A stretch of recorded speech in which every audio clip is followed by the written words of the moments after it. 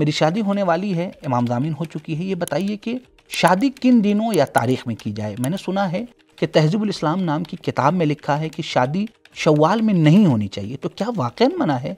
کوئی شادی نہیں کر سکتا؟ سبیل میڈیا اور سارے ممبرز کو اللہ سلامت رکھے، بہت اچھا کام کر رہے ہیں۔ دوستو آئیے چلتے ہیں، اس کا جواب مولانا کی زبانی سنتے ہیں۔ سب سے پہلے یہ عرض کر دوں کہ دیکھیے، محرم اور سفر کے علاوہ کسی بھی مہینے میں آپ شادی کر سکتے ہیں، اس میں کوئی حرج نہیں ہے۔ محرم اور سفر کا مہینہ چونکہ عزا کا مہینہ ہے، مصیبت کا مہینہ ہے اہل بیت علیہ السلام کے اوپر، لہٰذا ہم شیعہ ان دو مہینوں کے لیے ایک خاص حرمت کے قائل ہے، تو کوئی بھی ایسا فعل جو حرمت کے منافی ہو اسے انجام دینا صحیح نہیں سمجھتے۔ حتیٰ ہمارے علماء اور مراجع نے صراحت کے ساتھ یہ بیان کیا ہے کہ اس مہینے میں شادی کرنے سے اگر معصومین علیہ السلام کی حد کے حرمت ہوتی ہے تو حرام ہے شادی کرنا۔ نہ صرف یہ کہ جائز نہیں ہے بلکہ حرام ہے اس صورت میں کہ اس سے حد کے حرمت ہوتی ہو۔ اور اسی طرح دیگر ایام اور معصومین علیہ السلام کی شہادت کے ایام جو ہے وہ یعنی ایام عزا اور معصومین علیہ السلام کی شہادت کے ایام، یہ رہی گفتگو مہینوں کی۔ اب آئیے تاریخ دیکھتے ہیں۔ بعض تاریخوں کی طرف روایتوں میں اشارہ ہوا ہے کہ ان تاریخوں میں نکاح اور شادی سے پرہیز کرنا چاہیے، جیسے 3،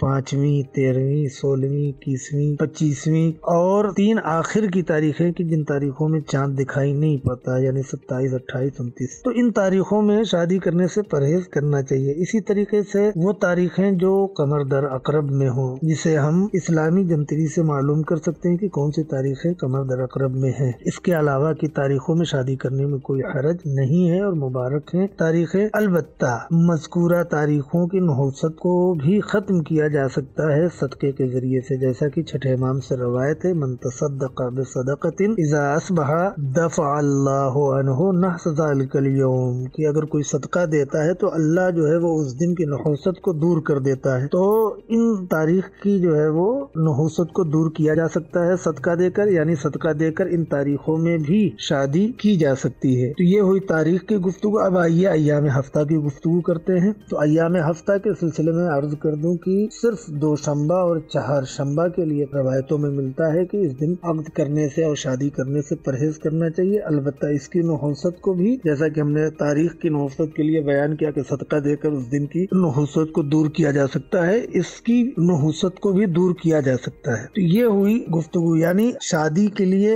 بہترین تاریخ جو ہے وہ مبارک ایام ہے، جس کو ہم کہتے ہیں عید کے دن، جیسے معصومین علیہ السلام کی ولادت کے ایام ہیں، اور جن تاریخوں سے پرہیز کرنا چاہیے وہ معصومین علیہ السلام کی مصیبت کے ایام ہیں یا قمر در عقرب، یا جو روایتوں میں بعض تاریخوں کی طرف اشارہ کیا گیا ہے۔ اب آئیے تہذیب الاسلام کی گفتگو کرتے ہیں۔ کتاب تہذیب الاسلام میں جو منع کیا گیا ہے تو اس سلسلے میں محققین کا کہنا یہ ہے کہ یہ صحیح نہیں ہے۔ ہم نے روایتوں کی تحقیق کی، کتب روائی کو ہم نے دیکھا ہے، کہیں پر کوئی روایت اس سلسلے سے نہیں ملتی ہے کہ شوال المکرم میں شادی سے پرہیز کیا جائے اور شادی نہ کی جائے۔ خلاصہ یہ کہ تمام ایام ایام اللہ ہیں اور کوئی دن ذاتی طور پر نحوست نہیں رکھتا ہے، بلکہ جن ایام کی نحوست کے سلسلے میں ذکر کیا گیا ہے ان کی نحوست حادثات اور واقعات کی بنیاد پر ہے، لہذا صدقے کے ذریعے، جیسا کہ میں نے عرض کیا، اس کی نحوست کو دور کیا جا سکتا ہے